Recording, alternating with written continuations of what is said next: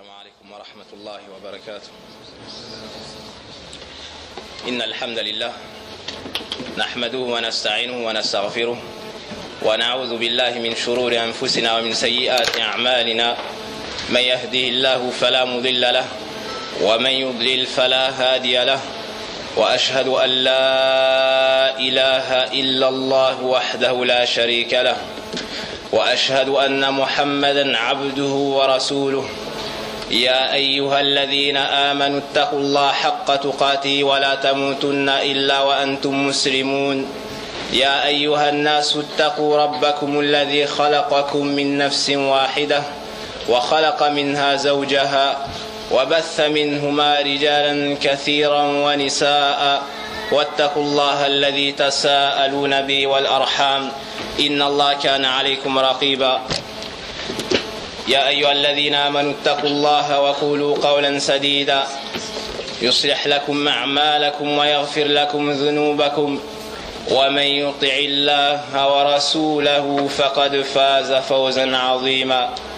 أما بعد، فإن أصدق الحديث كتاب الله جل وعلا، وخير الهدي هدي محمد صلى الله عليه وسلم، وشر الأمور محدثاتها، وكل محدثة بدعة، وكل بدعة ضلالة، وكل ضلالة في النار. أعاذنا الله وإياكم من النار، أعاذنا الله وإياكم من النار، أعاذنا الله وإياكم من النار. ثم أما بعد، أيها الإخوة،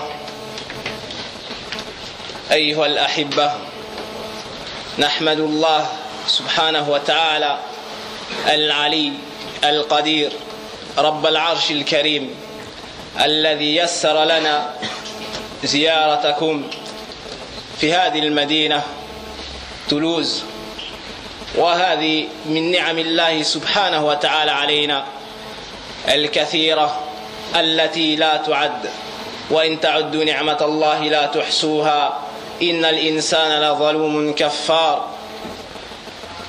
On loue Allah tabaraka wa ta'ala, celui qui nous a permis de vous visiter dans cette ville qu'est Toulouse, et cela pas n'importe où, mais dans l'endroit le plus aimé d'Allah tabaraka wa ta'ala, dans l'endroit le plus aimé d'Allah subhanahu wa ta'ala, qui est la mosquée, et cela est un grand bienfait sur nous, qu'Allah tabaraka wa ta'ala nous permette de nous asseoir et de nous rappeler, de nous instruire à la lumière du Coran et de la Sunna, à la compréhension des compagnons du prophète sallallahu alayhi wa sallam et ceux qui les ont suivis de la meilleure façon. Et sachez, chers frères, chères sœurs, que le fait de se visiter pour Allah tabaraka wa ta'ala, de s'asseoir pour Allah tabaraka wa ta'ala, et de se conseiller pour Allah tabaraka wa ta'ala, et de se rappeler d'Allah tabaraka wa ta'ala, fait partie des habitudes des croyants à qui Allah tabaraka wa ta'ala a voulu la réussite, à qui Allah subhanahu wa ta'ala a voulu la réussite. À cet effet, Allah tabaraka wa ta'ala dit dans son livre parfait, complet: wal mu'minuna wal mu'minat بعضهم أولياء بعض يأمرون بالمعروف وينهون عن المنكر ويطيعون الله ويقيمون الصلاة ويؤتون الزكاة ويطيعون الله ورسوله أولئك سيرحمهم الله أولئك سيرحمهم الله. الآية. Allah tabaraka wa ta'ala nous dit dans la description des croyants et des croyantes que les croyants et les croyantes sont les alliés les uns des autres. Ils s'aiment les uns les autres, s'entraident dans le bien, ils accomplissent la prière, s'acquittent de la zakat, de l'aumône légale, ils recommandent le bien, ils interdisent le mal. Ensuite, Allah tabaraka wa ta'ala nous annonce la bonne nouvelle. Il dit à ceux-là, Allah leur fera miséricorde. À ceux-là, Allah leur fera miséricorde. Et Allah est sage et puissant. Et le prophète sallallahu alayhi wa sallam a dit Ad-din an-nasiha, la religion c'est le conseil sincère. Qulna liman ya Rasulallah, on dit à qui? Au messager d'Allah. Qala lillah wa li kitabih wa li rasulih wa li a'immatil muslimina wa ammatihim. Il répondit, le conseil sincère envers Allah, c'est le fait que tu l'adores sans rien lui associer, envers son livre, envers son prophète, envers ses messagers plutôt, envers les dirigeants et envers la population.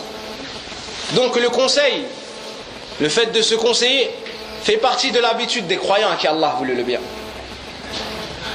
وجاري بن عبد الله يقول بايعت رسول الله صلى الله عليه وسلم على النصح لكل مسلم على النصح لكل مسلم.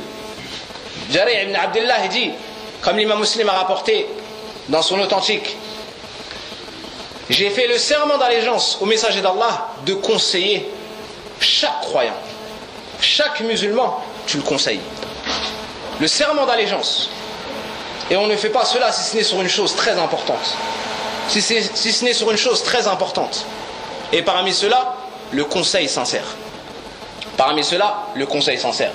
En ce qui concerne les bienfaits de se visiter pour Allah, tabaraka wa ta'ala, ce grand bienfait qu'Allah subhanahu wa ta'ala nous a facilité aujourd'hui, le prophète sallallahu alayhi wa sallam a dit, Allah, exalté soit-il, a dit, j'ai rendu obligatoire mon amour pour ceux qui se sont aimés pour moi. Pour ceux qui se sont tassés pour moi. Pour ceux qui se sont visités pour moi. Et pour ceux qui se sont entraidés pour moi. Et vous réunissez, Inch'Allah, plusieurs de ces caractéristiques-là. Donc on espère faire partie de cela.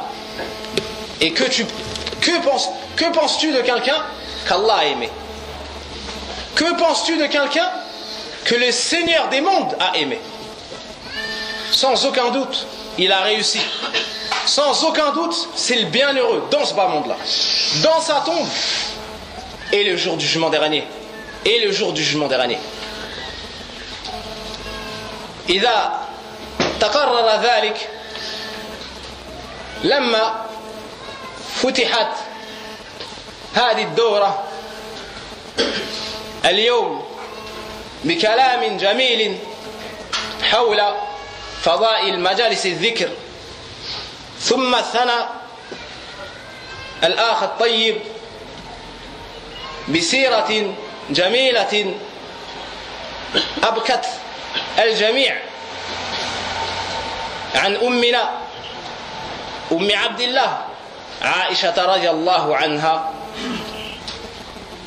ناسب أن نذكر أفضل وأعظم وأجل ما نتجالس وما نتذاكر في مجالس الذكر.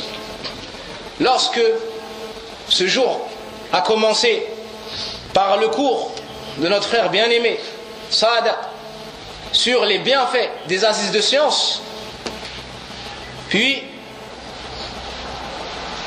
le cours de notre frère Jazallahu khayran ala maqaddam Amjad sur la biographie de notre mère Aïcha radiallahu anha, après avoir entendu les bienfaits sur les rappels, sur les assises comme celle-ci, il convenait que l'on cite le meilleur rappel. Le meilleur rappel est la meilleure chose sur laquelle, autour de laquelle on peut s'asseoir, on peut se rappeler, on peut étudier, on peut mettre en pratique. اعلموا أيها الأحبة أن أفضل الكلمة وأعظمها وأجلها وأحبها إلى الله سبحانه وتعالى جل في علا هي كلمة التوحيد. هي كلمة التوحيد لا إله إلا الله. لا إله إلا الله هذه الكلمة لأجلها خلقت الجن، لأجلها خلق الثقلان، ولأجلها أنزلت الكتب، ولأجلها أرسلت الرسل، لأجلها خلقت الجنة، ولأجلها خلقت النار. هذه الكلمة مفتاح دار السعادة الأبدية، مفتاح الجنة، عرضها كعرض السماوات، أعدت للمتقين، أعدت لأهل لا إله إلا الله. وهذه الكلمة جنة عن النار، جنة، نعم. Et la meilleure parole, sachez, chers frères et chères sœurs, la meilleure parole, la plus aimée chez Allah tabaraka wa ta'ala, la plus énorme et celle qui a le plus de valeur, la parole pour laquelle tous les messagers sont venus, c'est la ilaha illallah. Nulle divinité ne mérite véritablement d'être adorée si ce n'est Allah. Nulle divinité ne mérite véritablement d'être adorée si ce n'est Allah. Allah. C'est pour cette raison qu'Allah, c'est-à-dire cette parole-là, c'est la raison pour laquelle Allah a créé l'ensemble de la création. C'est la raison pour laquelle les djinns et les hommes ont été créés. Les hommes et les femmes ont été créés. C'est la raison pour laquelle tous les messagers ont été envoyés à leur peuple. Tous les prophètes ont été envoyés à leur peuple. C'est la raison pour laquelle tous les livres ont été révélés. C'est la raison pour laquelle le paradis a été créé. L'enfer a été créé. Cette parole-là, sache que c'est la clé du paradis. Cette parole-là, c'est la clé de toute la réussite. Cette parole-là, c'est un bouclier contre l'enfer. C'est un bouclier contre l'enfer. Et toi, si tu meurs, tu n'as pas d'autre destination, si ce n'est ces deux choses-là. Soit le paradis, soit l'enfer. Il n'y a pas de troisième destination. Si tu fais partie des gens de cette parole-là, la ilaha illallah, alors ta demeure finale sera le paradis. Et on demande à Allah, subhanahu wa ta'ala, de la même façon qu'il nous a unis dans cet endroit-là, qu'il nous unisse dans son paradis. Et cela est facile pour Allah tabaraka wa ta'ala. Et Allah il est généreux. Et Allah il est bon. Et Allah il veut pour nous tout le bien. Et jamais un serviteur il perdra à s'en remettre à Allah subhanahu wa ta'ala dans cette demande. Alors c'est à lui qu'on s'en remet, c'est à lui qu'on demande de nous faire rentrer dans ce paradis-là. Mais sachez, chers frères, que cette parole-là, c'est pas toute personne qui va en profiter. هذه الكلمة لا فضائل كثيرة لا تعد، لكن من المنتفع بها؟ كل من تلفظ بها؟ لا، بل من تلفظ بها وفهم معناها وأيقن بها ثم عمل بمقتضاها. Mais cette parole-là, qui a d'énormes bienfaits, qui est bénie, est-ce que toute personne qui va la prononcer en tirera les profits? Non. Ce sont ceux qui l'auront dit avec science, avec conviction, avec certitude, sans aucun doute dans le cœur, avec sincérité, puis auront agi selon ce qui découle de la ilaha illallah. Donc maintenant que tu as su cela, ilayk ba'd hadi al-fada'il. Maintenant que tu as compris cela, on va citer, et c'est le sujet qu'on va traiter par la permission d'Allah subhanahu wa ta'ala, insha'Allah ta'ala, min fada'il la ilaha illallah. Et pourquoi on a dit parmi les bienfaits de la ilaha illallah? Parce qu'on est trop faible, on est trop ignorant pour savoir la véritable valeur de cette parole-là. Tellement ces bienfaits sont nombreux. On a eu honte de mettre en titre les bienfaits de la ilaha illallah. Mais on s'est contenté de dire parmi les bienfaits de la ilaha illallah, tellement cette parole-là, elle est bénie. Tellement cette parole-là est bénie, au point où un de nos frères bien-aimés, juste avant que je vienne ici, il m'a rajouté un des bienfaits de la ilaha illallah. Et avant qu'on se déplace pour venir ici, un autre frère m'a rajouté un des bienfaits de la ilaha illallah. Et en finissant ce cours-là, j'interrogerai certains d'entre vous. Inch'Allah ta'ala, toi le premier akhana, Inch'Allah ta'ala, et vous allez me citer certains des bienfaits de la ilaha illallah. Car nous, est-ce qu'on a été créé pour une autre chose que cette parole-là? Est-ce qu'on mange pour une autre raison que cette parole-là?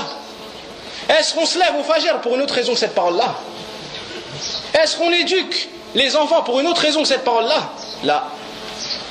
Wama khalaqtul jinna wal insa illa liya'budun. Je n'ai créé les djinns et les hommes que pour qu'ils m'adorent. Donc ça, c'est la cause pour laquelle tu as été créé. Toi et nous tous. Les hommes comme les femmes. Quand on parle dans les cours, on dit les frères, on dit chers frères, ainsi de suite. Mais n'oubliez jamais que la législation, elle englobe les hommes et les femmes. Quand on parle, ça englobe les hommes et les femmes. Les versets, ils englobent les hommes et les femmes. Les hadiths, ils englobent les hommes et les femmes. Sauf dans les spécificités. Et cela est cité par un texte. Cela est cité dans un texte. Et on ne fait pas sortir la femme musulmane de texte, si ce n'est par un autre texte. Naam. إذن اعلموا رحمني الله وإياكم أن من فضائل لا إله إلا الله أنها تدخل صاحبها في دائرة الإسلام، تدخل صاحبها في الإسلام وتعصم ماله ودامه. Donc sachez que parmi les bienfaits de cette parole-là, il y a le fait qu'elle fasse entrer la personne qui prononce cette parole-là dans la sphère de l'islam. Cette parole-là, elle te fait rentrer dans le plus grand bienfait que tu peux connaître. C'est quoi? C'est la foi. Al-Iman, l'islam. Cette parole-là, elle te fait rentrer dans cette religion-là, pure, parfaite, qui a aucun défaut. Et tous les défauts qu'on peut trouver dans cette religion-là, sur la langue ou dans le cœur de ceux à qui Allah n'a pas voulu le bien,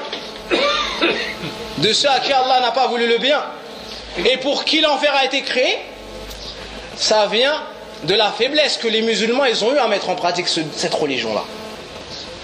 Par contre, les premiers siècles, lorsqu'ils se sont levés avec cette parole-là de la meilleure façon, Allah il leur a donné la gérance de la terre. Et Allah, sur la langue de son prophète sallallahu alayhi wa sallam, a fait apparaître les meilleures choses. Donc, le premier bienfait qu'on citera, c'est que cette parole-là, elle fait rentrer celui qui la prononce ou celle qui la prononce dans l'islam, cette religion parfaite. Et elle rend sacré son argent et ses biens et son honneur. فعن عبد الله بن عمر رضي الله عنهما قال قال رسول الله صلى الله عليه وسلم أمرت أن نقاتل الناس حتى يشهدوا أن لا إله إلا الله وأن محمدا رسول الله ويقيموا الصلاة ويؤتوا الزكاة فإذا فعلوا ذلك عصموا مني دماءهم وأموالهم إلا بحق الإسلام وحسابهم على الله متفق عليه. عبد الله بن عمر, qu'Allah l'agrée, dit: j'ai entendu du prophète sallallahu alayhi wa sallam dire, il m'a été commandé de combattre les gens jusqu'à ce qu'ils témoignent que nulle divinité ne mérite véritablement d'être adorée si ce n'est Allah. Si ce n'est Allah, nulle divinité ne mérite véritablement d'être adorée si ce n'est Allah. Et que Mohammed est le messager d'Allah et qu'ils accomplissent la prière, s'acquittent de la zakat, de l'aumône légale. Et s'ils font cela, ils auront préservé de nous leur sang, leurs biens, sauf des droits de l'islam. Et leur jugement incombe à Allah. Et c'est Allah qui sait. Celui qui a prononcé cette parole-là avec sincérité ou pas, et non juge selon l'apparence, et on ne sait pas le contenu des cœurs. Et seul c'est cela, Allah tabaraka wa ta'ala.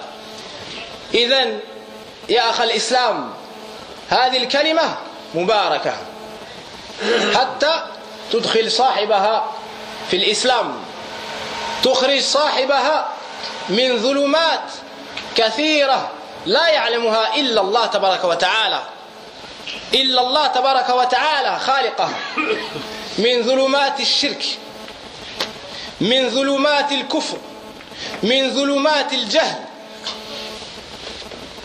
من ظلمات الجاهلية، من ظلمات البدع، من ظلمات الافتراق إلى نور، إلى رضوان الله تبارك وتعالى، إلى نور الإسلام، إلى نور التوحيد، إلى نور السنة، إلى نور العلم، إلى نور الاجتماع. Cette parole-là, elle est tellement bénie qu'elle fait entrer la personne en la prononçant. En une seconde, tu prononces cette parole-là et elle est légère sur la langue. Mais ne la prononcera que celui à qui Allah aura facilité. Que celui à qui Allah aura facilité. Donc si toi, mon frère, si toi, ma soeur, t'as prononcé cette parole-là, sache que c'est pas parce que tu es plus fort qu'un autre.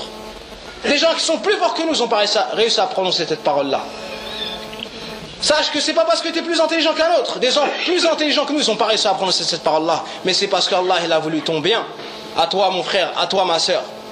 De cette parole-là, tu sors des ténèbres de l'associationnisme, des ténèbres de la mécréance, des ténèbres de l'ignorance, des ténèbres de la division, et tu vas vers la lumière de l'islam, vers la lumière de la foi, vers la lumière de l'union, vers la lumière de la science. Et tout musulman qui est sur la terre, il devient ton frère, fillah. Même si tu es fils unique, sache que tu as des millions de frères. Tu as des millions de frères. Et sache que si tu es fille unique, tu as des millions de frères et tu as des millions de sœurs sur la terre. Ça ne te nuira nullement d'être fils unique ou d'être fille unique. Tu as des millions de frères et de sœurs. En prononçant cette parole-là, ils deviennent tes frères et ils deviennent tes sœurs. Ça, c'est le premier bienfait qu'Allah nous a permis de citer. Jalla fi'ula. ومن فضائل لا إله إلا الله أن أفضل الذكر كما قال النبي صلى الله عليه وسلم عند الترمذي أفضل الذكر لا إله إلا الله. Parmi les bienfaits de cette parole-là, comme ça a été rapporté dans le recueil de l'imam al-Tirmidhi, selon le hadith de Jabir radiyallahu anhu, il dit, le prophète sallallahu alayhi wa sallam a dit, le meilleur rappel, la meilleure invocation, c'est la ilaha illallah. Donc parmi les bienfaits de la ilaha illallah, il y a le fait que c'est la meilleure parole. C'est la meilleure invocation, la ilaha illallah. Nulle divinité ne mérite véritablement d'être adorée si ce n'est Allah tabaraka wa ta'ala. Personne aujourd'hui va sortir de cette porte-là sans avoir appris cette parole-là. La ma'bouda bi haqqin illallah. Nulle divinité ne mérite véritablement d'être adorée si ce n'est Allah. Ça c'est le sens de la ilaha illallah. Ça c'est le sens de la ilaha illallah. Khana répète. La ma'bouda bi haqqin illallah. Waffaqak Allah. Nulle divinité ne mérite véritablement d'être adorée si ce n'est Allah. Ça c'est le sens de la ilaha illallah. Nulle divinité ne mérite véritablement d'être adorée si ce n'est Allah. La ma'bouda bi haqqin illallah. Tu peux ignorer ton nom et le nom de ton père et le nom de ta mère, mais tu ne peux pas ignorer cette parole-là. Tu peux ignorer même le nom de tes enfants, mais tu ne dois pas ignorer cette parole-là. Cette parole-là, on t'a dit, c'est la clé du paradis. C'est un bouclier contre l'enfer. C'est la chose la plus importante que tu dois étudier. Donc parmi les bienfaits de la ilaha illallah, c'est que c'est la meilleure invocation. Et vous avez entendu tout à l'heure les bienfaits des assises de science. Les bienfaits des assises de science. Et la meilleure chose qu'on peut citer, c'est quoi? La ilaha illallah. Wa min fada'il la ilaha illallah anna khayru kalimatin qalaha nabiyyun. Parmi les bienfaits de la ilaha illallah, il y a le fait que c'est la meilleure parole qu'ait dit un prophète. Et vous savez tous très bien que Allah subhanahu wa ta'ala, il éduque les gens de par ses bienfaits. Et il élève en degré qu'il veut. Et les gens qu'il a le plus élevés, ce sont les prophètes et les messagers. Et sans aucun doute, ils vont dire que le bien. Dans ce hadith-là, on t'apprend que la meilleure parole qu'un prophète ait dit, c'est quoi? لا إله إلا الله. خير كلمة قالها النبي لا إله إلا الله كما ثبت عند الترمذي قال خير الدعاء دعاء يوم عرفة. La meilleure invocation, c'est l'invocation du jour de Arafah. Et vous savez tous que Arafah, le jour du Hajj, c'est le meilleur jour de l'année. En divergence avec quoi? Avec le jour du Jumu'ah. Certains ont dit le meilleur jour de l'année, c'est quoi? Le meilleur jour, c'est quoi? C'est Arafah. D'autres ont dit le meilleur jour, c'est Yawm al-Jumu'ah. Et certains savants ont uni entre plusieurs hadiths d'une même façon. Ils ont dit le meilleur jour annuel, c'est quoi? C'est Yawm Arafah. C'est le jour de Arafah. Et le meilleur jour de la semaine, c'est quoi? C'est le jour du Jumu'ah. Alors que dire? C'est le jour de Arafah, ça tombe quand? Le Jumu'ah. Nourun ala nour. Donc, sans aucun doute, Allah tabaraka wa ta'ala n'allait pas laisser pour cette meilleure communauté, avec son meilleur prophète et son meilleur livre, si ce n'est la meilleure parole pour ce jour-ci. Quelle est cette parole de Arafah que tout le monde dit ce jour-là? La ilaha illallah wahdahu la sharika lah, lahul mulk wa lahul hamd, wa huwa ala kulli shay'in qadir. Donc dans la meilleure parole du meilleur jour, il y a quoi? Il y a cette meilleure invocation. Parmi cela quoi?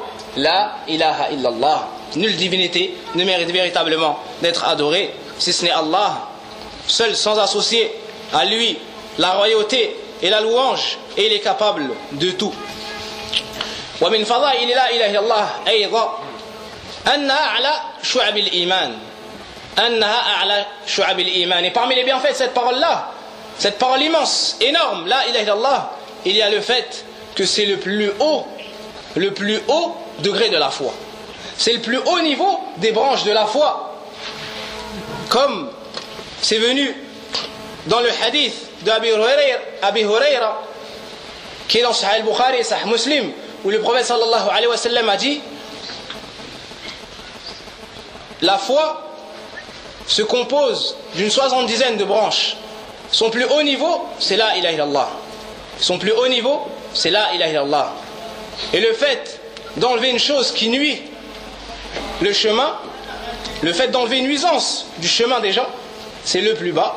Et la foi, est plutôt la pudeur est une des branches de la foi. Ici, on t'apprend que la foi se compose de plusieurs branches. Et on t'apprend que le plus haut niveau de ces branches-là, c'est quoi? La ilaha illallah.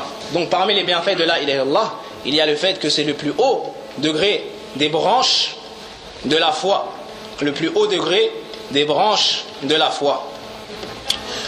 ومن أعظم فضائل هذه الكلمة الطيبة كما سماها الله سبحانه وتعالى في القرآن أنها تحرم على صاحبها الذي قام بها فعلا حقيقة أنها تحرم عليه النار وما أدرك ما النار أعاذنا الله وإياكم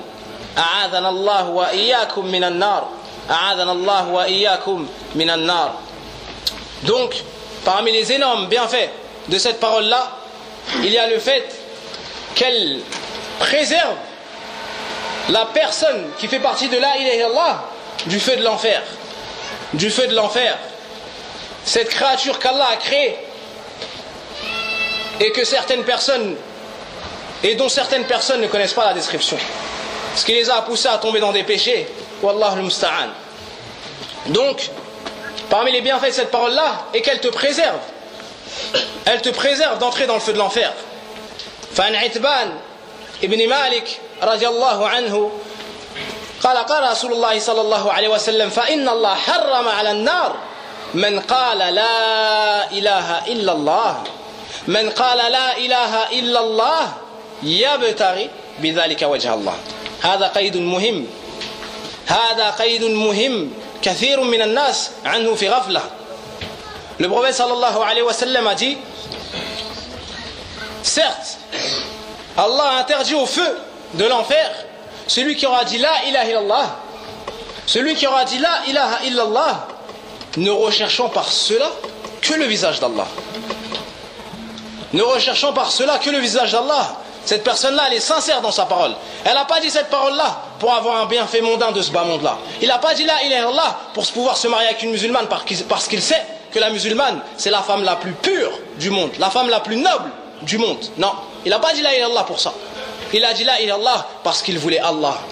Parce qu'il voulait son paradis, son pardon, son agrément. Parce qu'il voulait éviter son feu qu'il a créé, son enfer.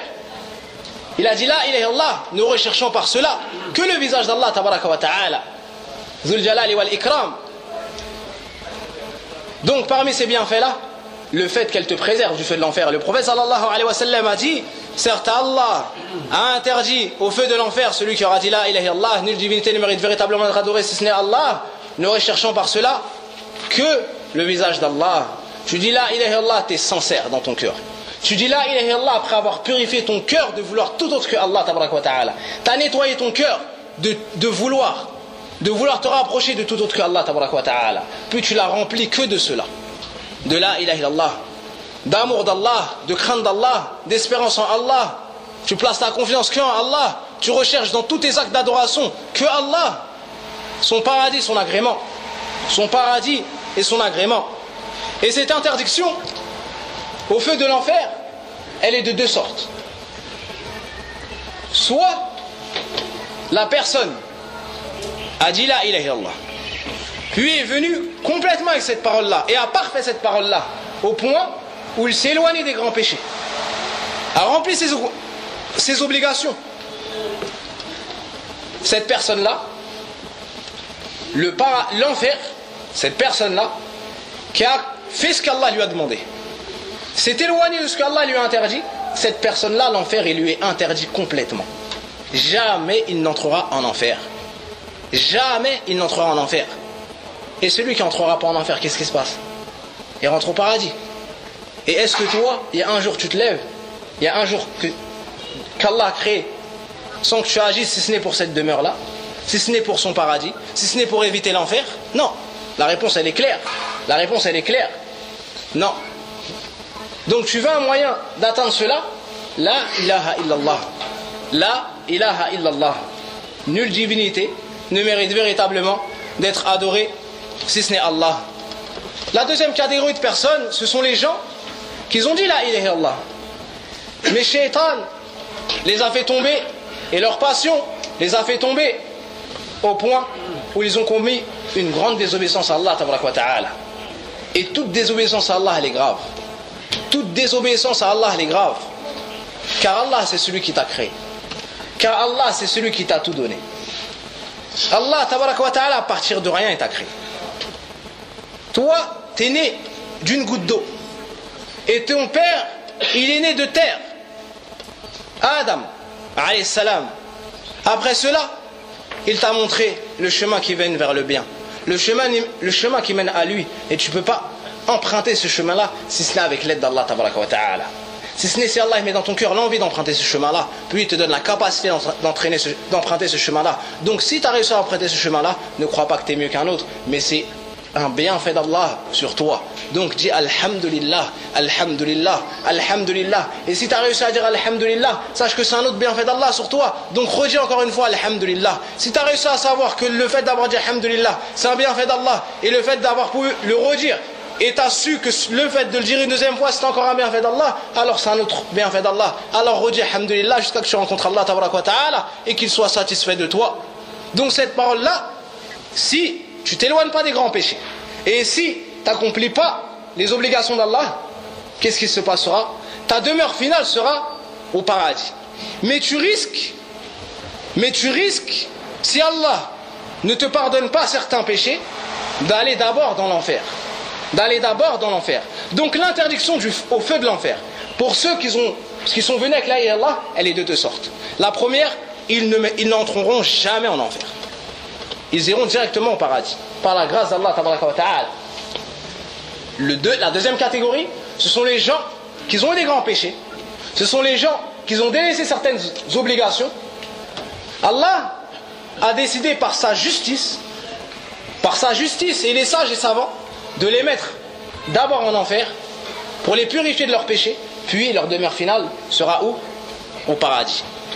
Donc parmi les bienfaits de cette parole-là, la ilaha illallah, il y a le fait que la personne elle est sûre de finir au paradis et qu'elle lui interdit le feu de l'enfer.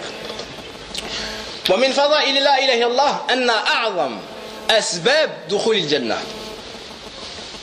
Parmi les bienfaits de la ilaha illallah, il y a le fait que c'est la plus grande cause pour entrer dans le paradis d'Allah. Dans le paradis d'Allah tabaraka wa ta'ala. Ce paradis plus vaste que les cieux et la terre. Ce paradis dont personne n'a pu imaginer la perfection.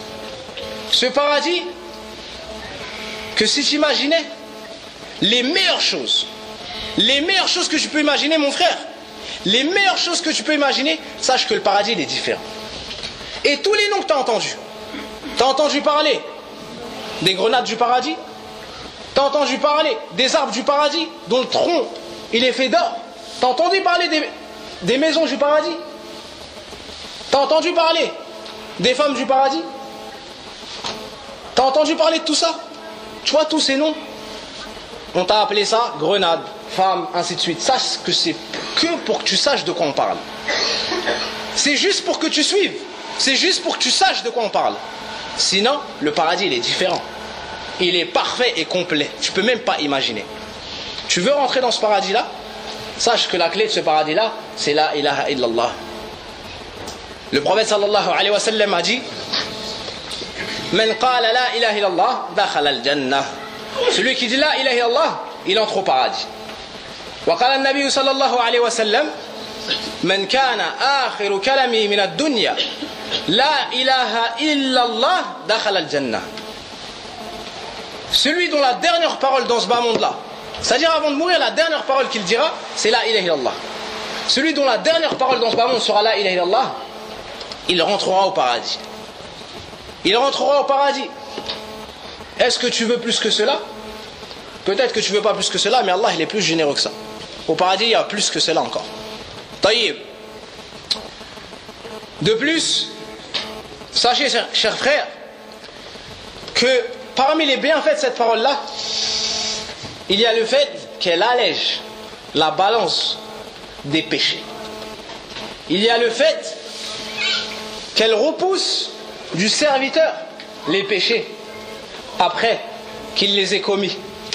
Et vous savez tous que le prophète sallallahu alayhi wa sallam a dit: Kullu bani Adam khatta wa khayrul khatta'in at-tawwabun. Le prophète sallallahu alayhi wa sallam a dit: tous les fils d'Adam sont pécheurs, font des fautes. Font des fautes. Et le meilleur de ceux qui font des fautes, ce sont ceux qui se repentent. Ce sont ceux qui demandent pardon à Allah tabaraka wa ta'ala. Et celui à qui Allah demande, et celui qui demande pardon à Allah, Allah le pardonne. Et des fois il pardonne sans que tu lui demandes pardon, tellement il est bon. Subhanahu wa ta'ala. Donc, parmi les bienfaits de la ilaha illallah, min fadail la ilaha illallah anna min asbab takfir adh-dhunub. طيب. فعن عبادة بن صامت قال قال رسول الله صلى الله عليه وسلم من شهد أن لا إله إلا الله من شهد أن لا إله إلا الله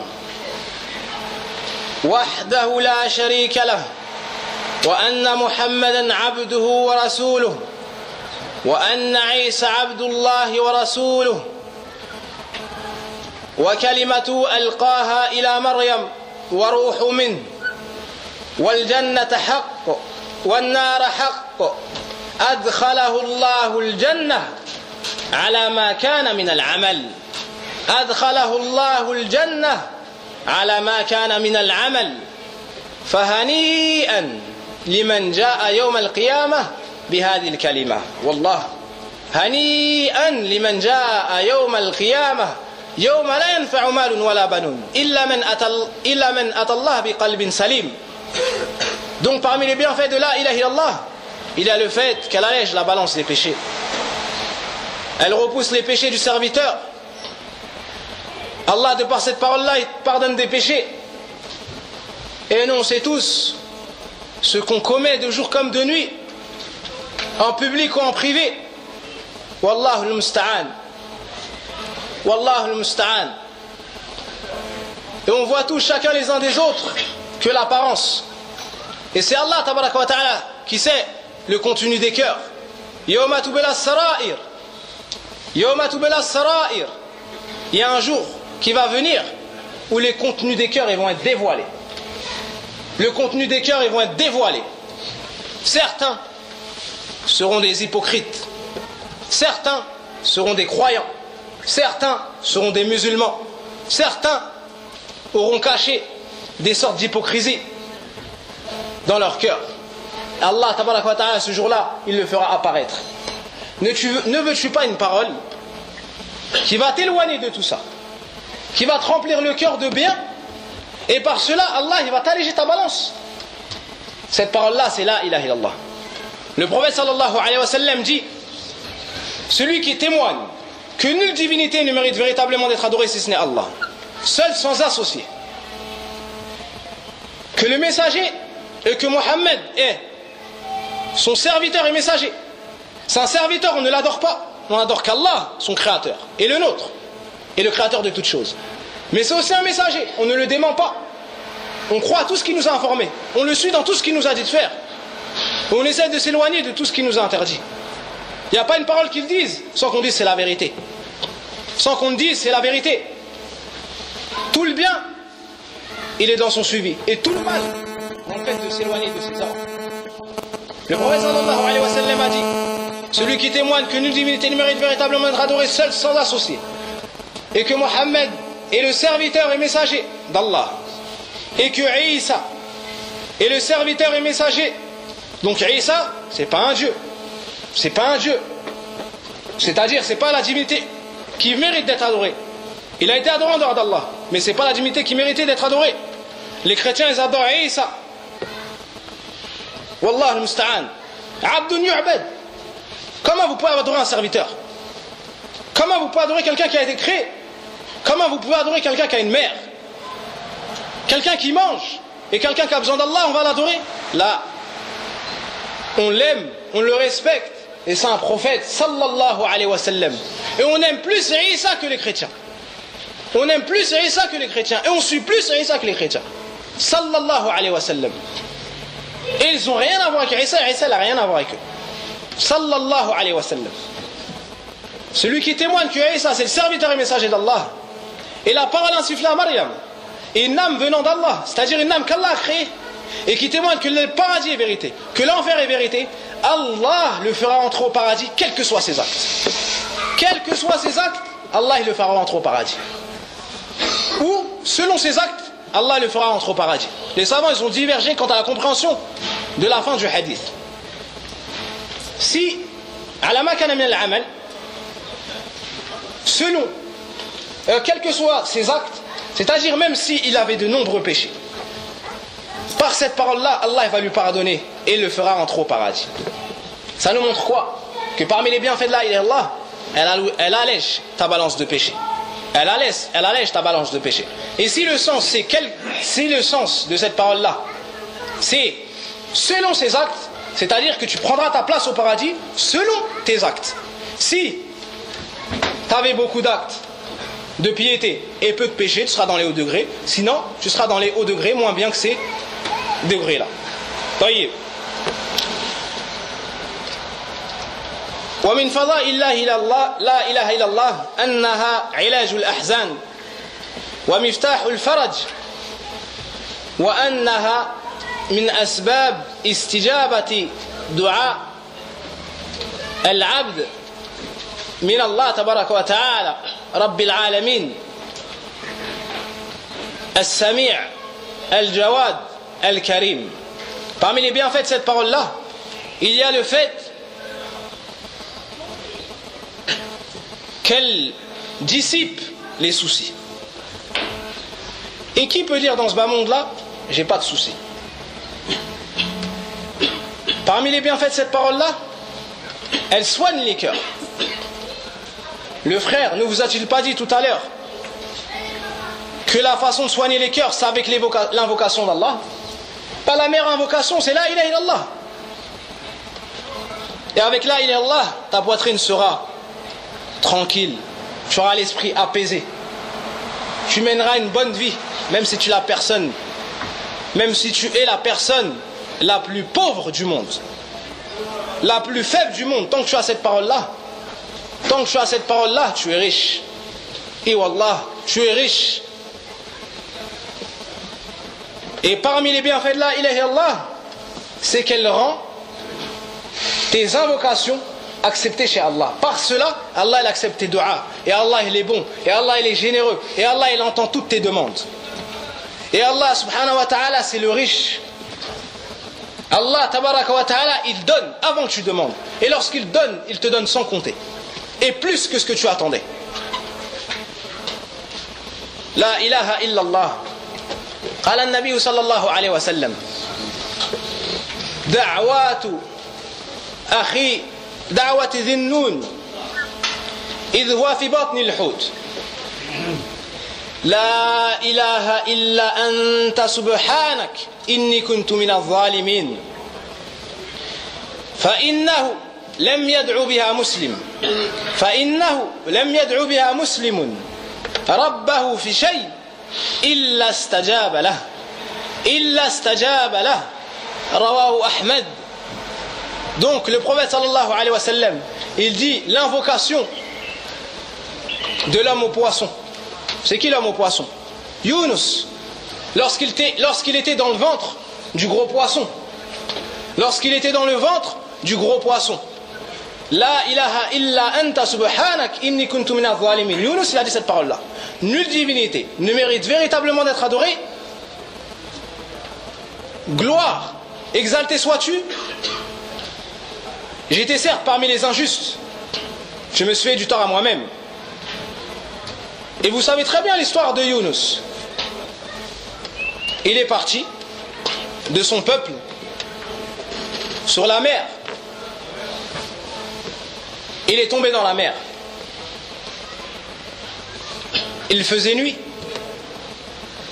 Et il est tombé dans l'eau. Il a été avalé par un gros poisson.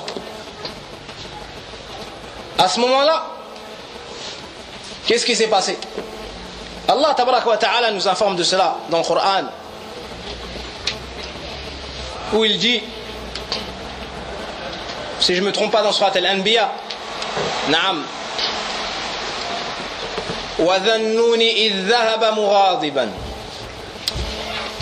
وَظَنَّ أَنْ لَنْ نَقْدِرَ عَلَيْهِ فَنَادَى في الظلمات أن لا إله إلا أنت سبحانك إني كنت من الظالمين فاستجبنا له وهذا هو الشاهد فاستجبنا له ونجيناه من الغم وكذلك ننجي المؤمنين. Allah tabarak wa ta'ala il dit en citant une partie de l'histoire de Yunus, et lorsque Yunus est parti énervé, et il a eu la certitude qu'on n'allait pas le laisser. Il a pensé que du bien de son Seigneur, son Créateur. Et c'est comme ça qu'on doit tous être dans n'importe quelle situation. Dans n'importe quelle situation, on doit toujours penser du bien d'Allah tabaraka wa ta'ala. Et si on pense du bien d'Allah tabaraka wa ta'ala, comme dans le hadith que vous avez entendu dans les bienfaits des assises de science, Allah tabaraka wa ta'ala ne nous donnera que du bien. Et dans nous, il a eu la certitude qu'Allah n'allait pas le laisser. À ce moment-là, il a évoqué Allah tabaraka wa ta'ala. Il a appelé Allah tabaraka wa ta'ala dans les ténèbres. Et les savants ils ont dit que les ténèbres étaient au nombre de 3. Les ténèbres de la nuit, les ténèbres de la mer et les ténèbres du ventre de cet animal.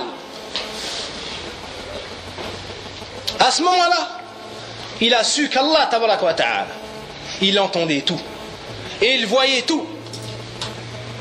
Et qu'Allah tabaraka wa ta'ala, il répond à l'appel de son serviteur et qu'il ne le laisse pas. Jamais tu perdras à appeler Allah tabaraka wa ta'ala. Lorsqu'il était dans une difficulté, sois comme Yunus, ne désespère jamais de la miséricorde d'Allah tabaraka wa ta'ala. À ce moment-là, il a dit la ilaha illallah subhanak inni kuntu minaz zalimin. Il a dit cette parole-là qui contient la ilaha illallah. Allah, qu'est-ce qu'il dit ensuite dans la suite du verset? On lui a répondu. On l'a exaucé. et on l'a secouru de la difficulté dans laquelle il était. Donc parmi les causes pour qu'Allah accepte tes du'a, avant de demander, tu dis cette chose-là. La ilaha illa anta subhanak inni kuntu minaz zalimin. Tu dis cette parole-là. La ilaha illa anta subhanak inni kuntu minaz zalimin. Et ensuite tu demandes. Ya Allah, fais-moi rentrer dans ton paradis. Ya Allah, sauve-moi de ton enfer. Ya Allah, fais que je sois bien envers mes parents. Ya Allah, pardonne mes parents, fais-les rentrer dans l'islam, fais-les rentrer au paradis. Ainsi de suite. Ya Allah, guéris mon malade. Ya Allah, donne-moi des enfants pieux. Ya Allah, donne-moi une femme pieuse. Ou 2, ou 3, ou 4. Taïb. Je crois qu'il y a des femmes, elles n'ont pas dit Amin. Taïb. Allah nous donne des épouses pieuses qui patientent. Allah musta'an. Taïb. Donc, t'invoques Allah tabaraka wa ta'ala avec cette parole-là. Hein? Tu dis la ilaha illa anta subhanak. Allahumma rzuqni dhurriyatan saliha tayyiba. Ya Allah, donne-moi une descendance pieuse, bonne, parmi les monothéistes, parmi les gens qui vont secourir ta religion. Qu'est-ce qui t'empêche d'invoquer cela? Qu'est-ce qui t'empêche de dire cela? C'est léger sur la langue et ton Seigneur il t'entend et ton Seigneur il te répond. Regarde la difficulté dans laquelle il était Younous. Est-ce que tu as déjà connu une difficulté comme cela? Est-ce que tu as déjà connu une difficulté comme cela? Tu rentres, tu es dans la nuit, tu es dans la mer et dans le ventre d'un poisson. Tu es tout seul, personne ne te voit. Mais t'oublie pas qu'Allah, tabaraka wa ta'ala, ton créateur est celui qui a créé la nuit et la mer et le poisson, il t'entend et te voit. À ce moment-là, Younous, il a invoqué par la ilaha illallah. Il a pris ce moyen-là pour atteindre son Seigneur, le tawhid. Allah, il l'a exaucé, Allah, il a sorti de la difficulté, et Allah, il a sorti, il lui a dissipé cette tristesse-là. Donc ça, c'est parmi les bienfaits de la ilaha illallah. Wa min fada'il la ilaha illallah أنها أثقل شيء في الميزان يوم القيامة ذلكم اليوم الطويل ما أطوله الشديد المخيف.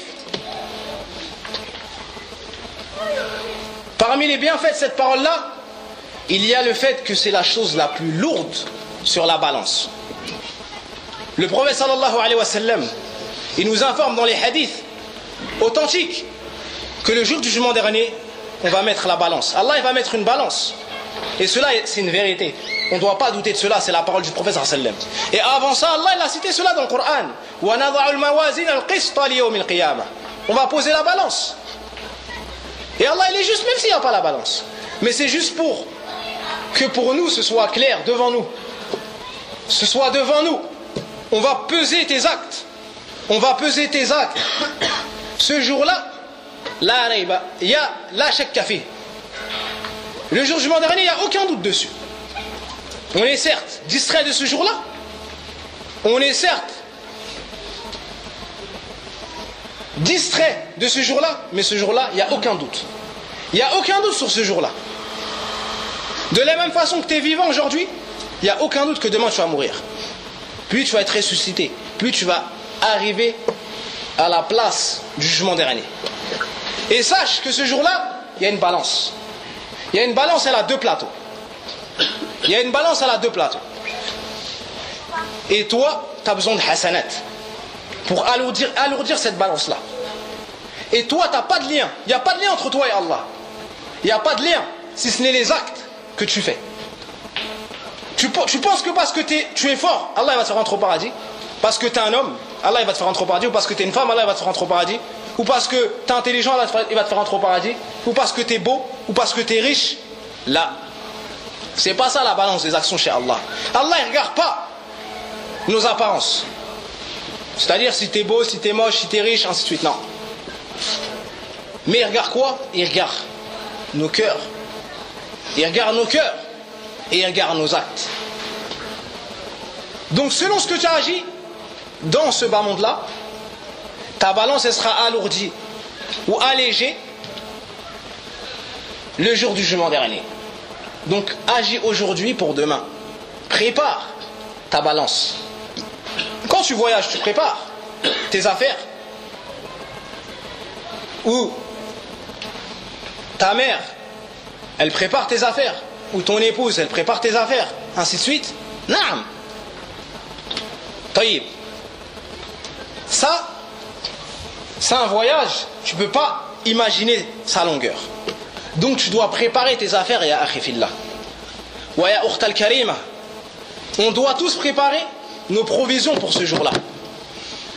Et la meilleure provision que tu peux apporter, préparer, c'est quoi? C'est la ilaha illallah. La ilaha illallah.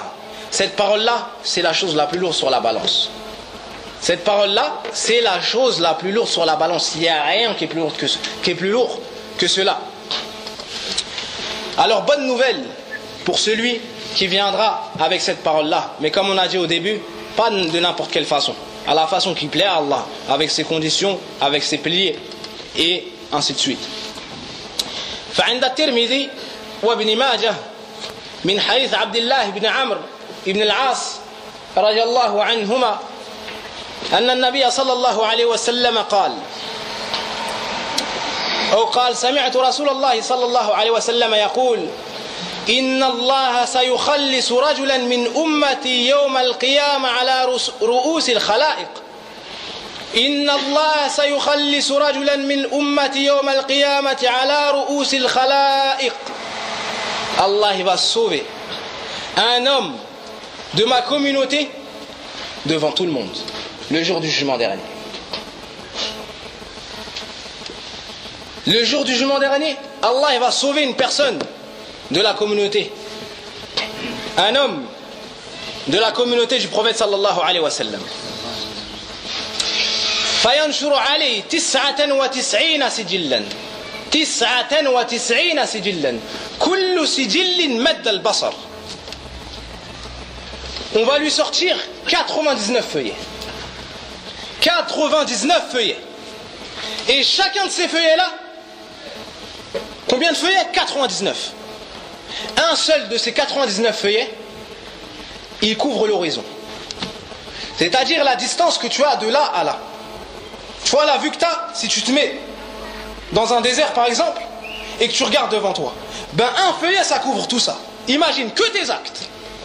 Un seul feuillet des 99, ça couvre ta vue. Ça couvre ta vue. Ben ça c'est un seul. Imagine il en a 99. 99 feuillets. On va lui sortir 99 feuillets. ثم يقول له أتنكر من ذلك شيئا. Ensuite on va lui dire, est-ce que tu réfutes, tu rejettes, tu n'es pas d'accord avec quelque chose de cela? Est-ce que les anges, est-ce que les scribes, ils ont été injustes envers toi? Est-ce que les scribes qui écrivent les actes, ils ont été injustes envers toi? Il va dire non, ô Seigneur. Il va avoir peur et il va dire non, ô Seigneur. Ensuite, on va lui dire, est-ce que tu as une excuse? Est-ce que tu as quelque chose à amener? Est-ce que tu as une excuse? Qu'est-ce que tu as à dire contre ces 99 feuillets? Cette personne-là va avoir peur. Imagine ce jour-là, comment il sera terrible. Et il se fait juger de cette façon-là. Et on lui apporte 99 feuillets. 99 feuillets, dont un seul de ces feuillets, c'est quoi? L'équivalent de ce que tu vois devant toi comme cela. Et il en a 99. Est-ce que tu as une excuse? Il va dire non. Il aura peur. Il va dire non, ô Seigneur. Non, ô Seigneur. Fayaqulu bala. On va lui dire mais si. On va lui dire mais si. Wa inna laka indana hasana. Tu as chez nous une bonne récompense. Tu as chez nous une hasana, une bonne action. Tu as une bonne action. Wa innaka la dhulma alayka al-yawm. Il ne te sera fait aujourd'hui aucune injustice. Regardez comment Allah il est bon. Et regardez comment on est injuste envers nous-mêmes. Allah il nous donne tout et nous on fait des péchés. On désobéit à Allah avec les bienfaits qu'Allah nous a donnés. Allah tabaraka wa ta'ala nous a comblés. Il nous a fait rentrer dans l'islam. Il nous a montré le chemin qui mène à lui. Aussi il nous a montré le chemin qui nous éloigne de lui. Et nous on suit le chemin qui nous éloigne de lui. Allah al-Musta'an. Ensuite on va lui dire, est-ce que lorsqu'il va dire j'ai pas d'excuses, on va lui dire mais si, tu as une récompense, tu as une bonne action chez nous et il ne te sera fait aucune injustice. On va lui dire, et à ce moment-là fatukhrij lahu bitaqa, on va lui sortir une carte. Wa alayha ashhadu an la ilaha illa Allah wahdahu la sharika lah wa ashhadu anna Muhammadan abduhu wa rasuluh. Sur cette carte-là, il y aura inscrit: je témoigne que nulle divinité ne mérite véritablement d'être adorée si ce n'est Allah seul sans associé, et que Muhammad est son serviteur et son messager. À ce moment-là, fayaqulu ya Rab wa ma hadhihi al-bitaqa amama hadhihi sijillat. Et que pourrait faire cette carte devant ces 99 feuillets, devant ces 99 feuillets dont la description vous a été citée auparavant? On va lui dire, il ne te sera fait aucune injustice. Uhdhur waznak, ramène ce que tu as pesé. À ce moment-là, on va mettre les 99 feuillets sur un plateau de la balance. Et on va mettre la ilaha illallah sur l'autre plateau de la balance. فتوضع السجلات في كفة ولا إله إلا الله في كفة فطاشت السجلات وثقلت البطاقة ولا أثقل شيء.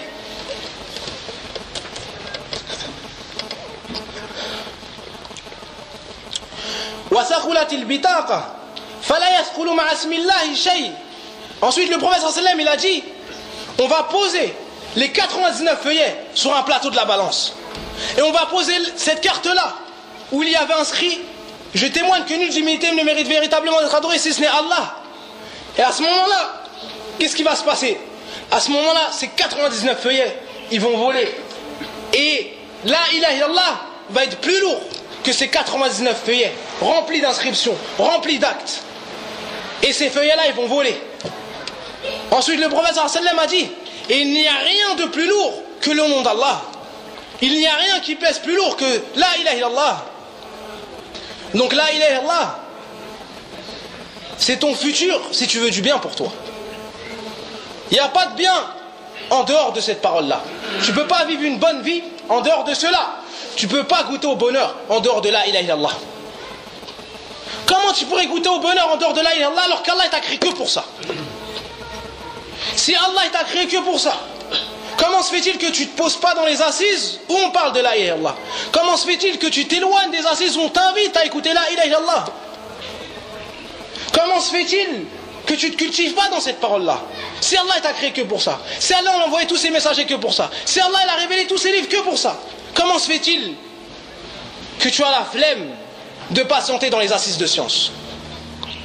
Comment se fait-il que tu as la flemme de venir écouter la parole d'Allah tabaraka wa ta'ala, d'écouter les paroles du prophète sallallahu alayhi wa sallam? Wallah, même si tu as mal au dos, c'est mieux pour toi que tu patientes. Car si tu patientes sur cela aujourd'hui, Inch'Allah ta'ala, demain, tu profiteras des bienfaits de cette parole-là. Des bienfaits de quoi? De la ilaha illallah. Cette parole bénie.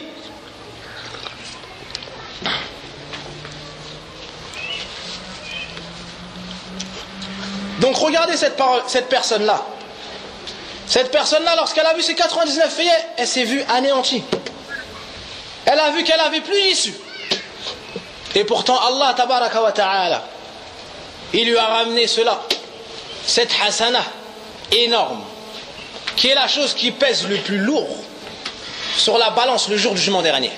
Est-ce que tu penses que tu n'arriveras pas à ce jour? Tu vas y arriver. Le bébé, il va mourir. Le vieux, il meurt. L'enfant, il meurt avant son père. Le père, il meurt. La femme, elle meurt. La fille, elle meurt. tout le monde meurt. Tout le monde meurt, sauf le Créateur, subhanahu wa ta'ala. Donc prépare-toi, ya akha. Ya akha fillah, prépare-toi pour ce jour-là. Et toi, ma sœur, prépare-toi pour ce jour-là. Crois pas que la miséricorde d'Allah tabaraka wa ta'ala, elle est trop loin de toi, mais ne crois pas aussi que le châtiment d'Allah tabaraka wa ta'ala, il est trop loin de toi. Allah, il est bon. Allah, il est généreux. Et Allah, il est mieux que tout ce que tu peux penser, certes. Mais Allah tabaraka wa ta'ala, il est juste, et il est sage, et il est savant, et il est clairvoyant, et il entend tout. Et est-ce que tu penses qu'Allah va mettre égal la personne qui est pieuse et la personne qui est injuste? Non. Afanaj'alul muslimina kal mujrimin? Est-ce qu'on va rendre égal les musulmans des criminels? Comme, qui est-ce qui dit ça? Les chrétiens, ils disent, toi, t'es pieux envers Allah, et lui, il vole, il tue, ainsi de suite.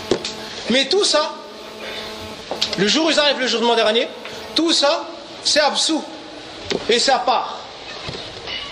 Car Jésus, il s'est sacrifié pour nous. Kalam farir hada. Ça c'est faux ça. Esh min kalam hada.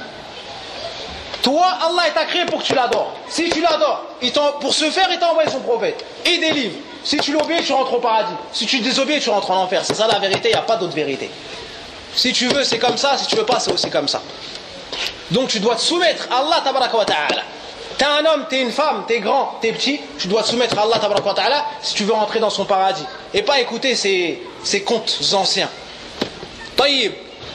Parmi les bienfaits de la ilaha illallah, il y a le fait que cette parole-là, elle unit les gens. Le prophète sallallahu alayhi wa sallam ظهر على أناس متفرقين في عبادتهم منهم من يعبد الملائكة ومنهم من يعبد الأحجار والأشجار والشمس والقمر ولم يفرق بينهم بل قاتلهم جميعا صلى الله عليه وسلم كما أمره ربه سبحانه وتعالى. Le prophète sallallahu alayhi wa sallam, il arrive à une époque où les gens ils ont divergé dans leur adoration.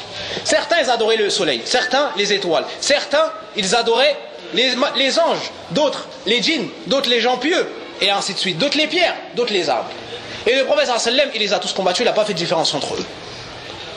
Car la vérité du shirk, c'est quoi? C'est le fait de donner l'adoration à un autre que Allah. On ne regarde pas à qui tu donnes l'adoration. Taïb. Ce peuple-là, il était divisé. Il se combattait pour un oui ou pour un non. Ils n'avaient pas de loi, ils n'avaient pas de pitié. Ils enterraient les filles vivantes. Ils mangeaient la chair morte. Ils considéraient les femmes comme des animaux, si ce n'est pire. Les femmes tournaient autour de l'Kaaba, nues. Subhanallah al-Azim. On se prosternait devant des arbres. Devant des pierres. Certains d'entre eux, lorsqu'ils voyageaient, ils se confectionnaient des divinités de dattes. Des dattes. T'enlèves le noyau, tu fais une statue, tu voyages avec. Ensuite, certains, lorsqu'ils avaient faim, ils la mangeaient. Subhanallah al-Azim. Imaginez cela. Ilahum ma'allah. Est-ce qu'il y a une divinité qui mérite d'être adorée avec Allah? Non. Regardez l'état dans lequel le prophète sallam est apparu. À ce moment-là, Allah tabaraka wa ta'ala lui a révélé ce livre parfait, complet, graduellement. Et la première chose avec laquelle il est venu, Ya qawm, qulu la ilaha illallah tuflihu. Oh mon peuple, dites la ilaha illallah, vous allez réussir. Dites la ilaha illallah, vous allez réussir. Ceux qui se sont éloignés de cette parole-là, ils ont fini humiliés, rabaissés. Et dans les assises de science, on les cite que pour les critiquer. Ceux qui ont suivi le prophète sallallahu alayhi wa sallam, Allah il les a élevés. Et Allah il leur a donné la gérance sur la terre. Et c'est rare qu'on fasse une de ces assises-là sans dire quoi? Qala Abu Hurayra radiyallahu anhu. Qala Umar radiyallahu anhu. Qala Aisha radiyallahu anha. Regardez comment on parle de ceux qui se sont attachés à cette parole-là.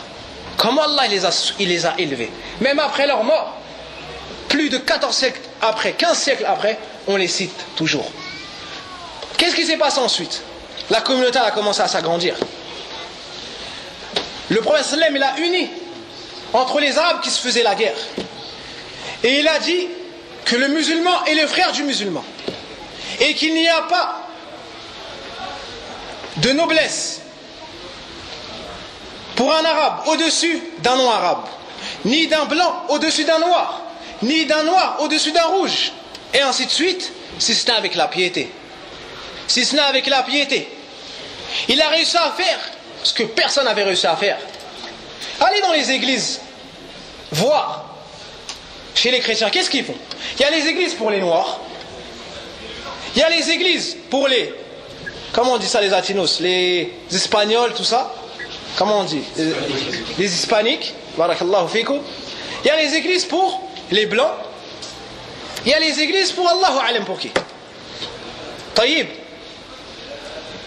l'islam il est venu et il a fait que dans la prière on doit se coller les pieds les uns les autres.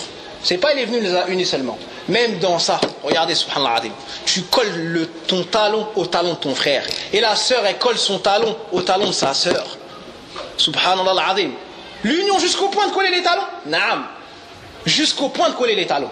Jusqu'au point où quand les compagnons y marchaient et qu'il y avait un obstacle, l'un passait à droite de l'obstacle, l'autre passait à gauche, ils se repassaient le salam. L'union jusqu'à ça. Naam. L'union jusqu'au point où les gens de la Mecque, ils sont arrivés à Médine. Un des plus riches, des Ansar, il est venu. Il lui a dit, j'ai 2 femmes. Écoute bien ça. Écoute bien ça. Toi qui désobéis à Allah pour ta femme. Toi qui désobéis à Allah pour ta femme. Ou toi qui as peur de dépenser ton argent. Parce que tu as peur que ta femme elle mange mal. Ou que tes enfants ils mangent mal. Écoute cette parole-là. Écoute comment elles ont été ceux qui ont compris la ilaha illallah. Il lui a dit, j'ai 2 femmes. Choisis celle qui te plaît, je la divorce. Je la divorce. Et lorsque sa période de viduité, Saïda, comment on dit viduité? De viduité, finie, tu te maries avec elle. Je suis parmi ceux qui sont les plus riches habitants des Ansar. Je divise mon argent en 2, tu prends la moitié. Et toi, quand on dit quelqu'un est en difficulté, t'as du mal à sortir le billet. On dirait qu'ils sont collés dans ta poche. Et tu fais entendre que le bruit des pièces. Sois discret, sors des billets. Sois discret. Ne sais-tu pas que parmi les 7 catégories de personnes qui vont être sous l'ombre du trône d'Allah tabaraka wa ta'ala, le jour où il n'y aura pas d'autre ombre que celle-ci, la personne qui a sorti une sadaqa, tellement il l'a caché que sa main gauche ne sait pas ce que sa main droite a sorti. Comment se fait-il que tu as du mal à sortir cela? Parce que tu n'as pas rempli ton cœur de la ilaha illallah. Regarde ce compagnon ce qu'il a fait. Et regarde encore plus grand ce que l'autre a répondu. Barakallahu fi ahlik wa fi malik. Al-iffa. Il s'est retenu. Pas comme nous. Nous, s'il nous aurait dit ça, ça se trouve même on a 4 femmes, on la prend elle en 5e. Taïb. Il a dit quoi? Qu'Allah te mette la bénédiction dans tes épouses et dans ton argent. Non merci. Mais indique-moi le marché. Et il a fait du commerce jusqu'à ce qu'il est devenu parmi les plus riches. Regardez. La ilaha illallah, ça les a emmenés jusqu'où? Ça les a unis au point où il est prêt à donner une épouse. Subhanallah al-azim. Mais l'islam, il ne te demande pas de faire ça, il te demande bien moins. Bien moins. Taïb. Taïb. Que nos épouses n'aient pas peur, on va pas les divorcer et les proposer à quelqu'un d'autre. Taïb. Ensuite, l'islam a uni tous ces gens-là. Tous ces gens-là. Parmi eux, il y a Bilal qui vient d'où? D'Éthiopie. Parmi eux, Abu Huraira al-Dawsi. Wal-Daws wal-Ansar min ayn? Min al-Yaman. Parmi eux, des gens du Hijaz. Parmi eux, et ensuite, et les gens, ils sont venus de toutes parts. Idha ja'a nasrullah, le secours d'Allah, lorsque te viendra le secours d'Allah, et que tu verras, wal fath, wa ra'ayta an-nasa, quoi? Yadkhuluna fi dinillahi afwaja. Les gens ensuite sont venus se convertir par groupe, par vague. Et ils se sont tous unis sous quoi? Ils se sont tous unis sous l'étendard de la ilaha illallah. Donc parmi les bienfaits de cette parole-là, c'est qu'elle unit. C'est qu'elle unit les gens autour de quoi? D'une même religion. Notre Seigneur, il est unique. Le seul qu'on adore, nous tous les musulmans, il est unique. Notre prophète, il est unique. Notre livre, il est unique. Donc l'islam, il a réussi à faire ce que les plus grands penseurs, comme ils disent, les plus grands, je sais pas quoi, ils n'ont pas réussi à faire. Et comme certains mécréants même, ils ont affirmé, si le prophète sallam, il serait à notre époque là, en 5 minutes, il réussirait à régler tous les plus gros problèmes de la société. Naam. Et pour conclure, chers frères et chères sœurs, après avoir écouté tous ces bienfaits là, ونسأل الله سبحانه وتعالى بمنه وكرمه أن يمن علينا بهذه الفضائل وأكثر. Et on demande à Allah qu'il nous fasse profiter de ces bienfaits et plus encore. Sache que ce n'est pas toute personne qui va bénéficier de cette parole-là. Car il y a des hadiths authentiques qui sont venus et qui ont annoncé qu'il y a des gens qui vont rentrer en enfer, ils ont dit cette parole-là. Il y a des gens même, ils ont la trace de la consternation, ils vont rentrer en enfer. Donc comment il faut que tu sois pour profiter de cette parole-là? Il faut que tu comprennes cette parole-là. Cette parole-là, sache mon frère, qu'elle a 2 piliers. La négation et l'affirmation. La négation de quoi? La négation la négation du droit à l'adoration pour tout autre que Allah. Personne ne mérite l'adoration si ce n'est Allah. Ensuite l'affirmation. L'affirmation de quoi? Que le seul qui mérite entièrement toute l'adoration, c'est Allah. Combien il y a de piliers dans la ilaha illallah?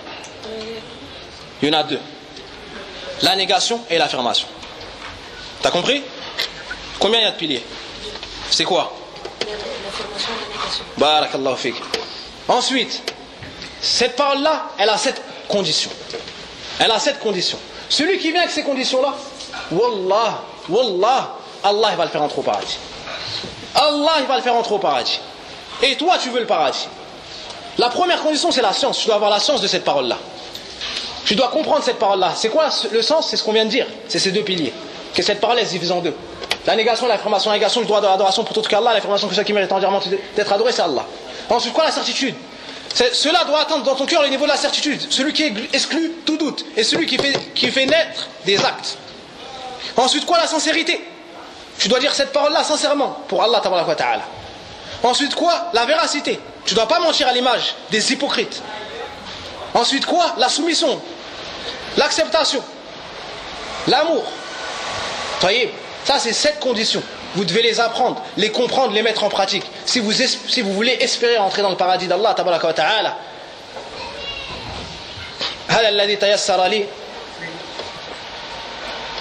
وفي الختام أصلي وسلم على المبعوث رحمة للعالمين نبينا محمد اللهم صل على محمد وعلى محمد كما صليت على إبراهيم وعلى إبراهيم إنك حميد مجيد وبارك على محمد وعلى محمد كما باركت على إبراهيم وعلى إبراهيم في العالمين إنك حميد مجيد سبحانك اللهم وبحمدك أشهد أن لا إله إلا أنت أستغفرك وأتوب إليك بارك الله فيكم وجزاكم الله خيرا